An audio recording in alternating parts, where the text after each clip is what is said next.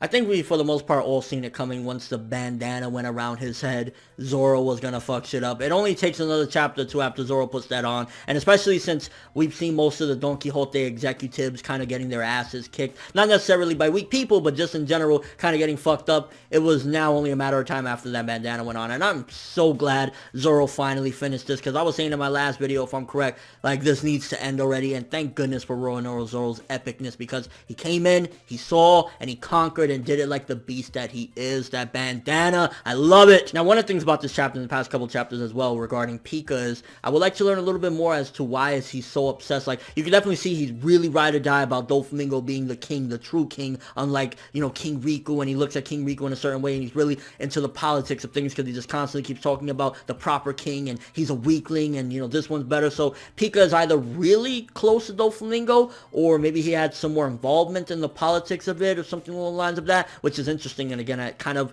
makes me want to see why is Pica so obsessed with, like, talking about this. Is it that he's just really close with Doflamingo? What's up with that? And honestly, it was just a slash dash with this chapter. The art was looking insane when Zoro was cutting this motherfucker up, the stones left and right, and again, the Colosseum kind of coming back into effect. And I'm so glad Oda did that, because a lot of that setup early on where people were just like, no one wants to see Isabella, nobody wants to see Blue Gilly, all slowly paid off in this chapter yet again, them helping out. I mean, in the grand scheme of things, maybe they won't be humongous until the very end or something of One Piece or whatever, but at the very least in this arc, later on, the second half, their introductions all became relevant, and it made sense why we've seen them, because now all of these people are helping out. You got Isabella with his punch, you have, was it Olympus? You know, that captain, whatever the fuck, I'm probably offending him by saying that, but, you know, that dude, the warden dude, or whatever his name is, and the art just looked absolutely sick, and I was kind of hype. I was like, but don't tell me it's gonna be another 10 chapters or whatever with Pica, like, I got my hockey, like, bitch, stop. And unfortunately, once again,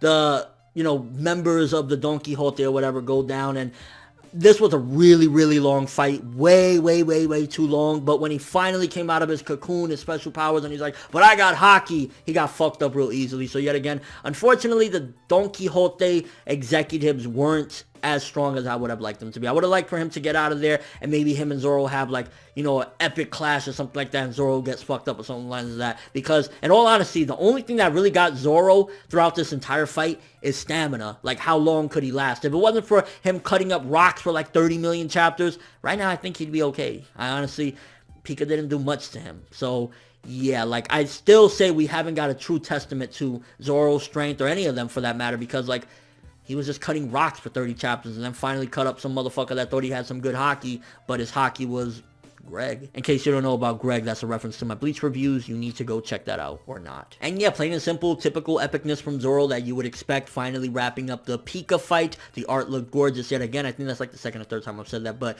yeah, the art just really looked good on those scenes. And overall, bringing the Colosseum fighters yet again, having them have some sort of relevance, which is good, because it always goes back to those earlier chapters of this arc and how, yeah, it kind of felt a little bit like slow or whatever, but it makes sense now. So overall, pretty damn good chapter. 7.5 to an 8 for this one. Zoro, I didn't doubt him for a second. It was just a matter of time until he cut this motherfucker down. Would have liked it to be a little bit different, a little bit more interesting and exciting, but nonetheless it's Zoro, so the epicness pays off for it. And again, we didn't expect anything else because it's fucking Zoro. He's a fucking beast. Hopefully next week or the week after that we can get to some of the bigger fights. Luffy versus Doflamingo. I mean, there's only a few executives left, and unless Oda decides to start showing us the Big Mom stuff or some things outside of the island, yeah, within the next few chapters, we're going to keep on wrapping things up. And I really hope we don't last longer than another chapter or so with the whole Bellamy thing. Like, Luffy, at this point, I don't give a fuck. Just strangle Bellamy or some shit like that until he passes out. We don't need any more of the boing boing dude. And yeah, pretty damn good chapter. Let me know what you think of it, though. Did you feel as though Pica went down too quick after he got out of the rocks? Do you think we still haven't seen Zoro's true potential simply because